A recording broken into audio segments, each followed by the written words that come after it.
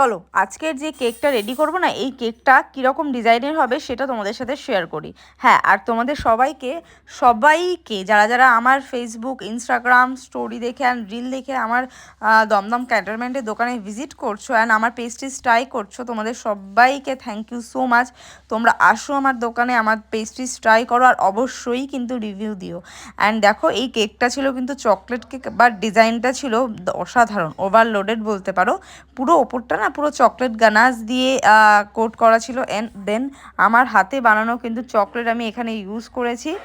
আর তারপরে আমি এখানে কিছু লাভ চকলেট ইউজ করেছি।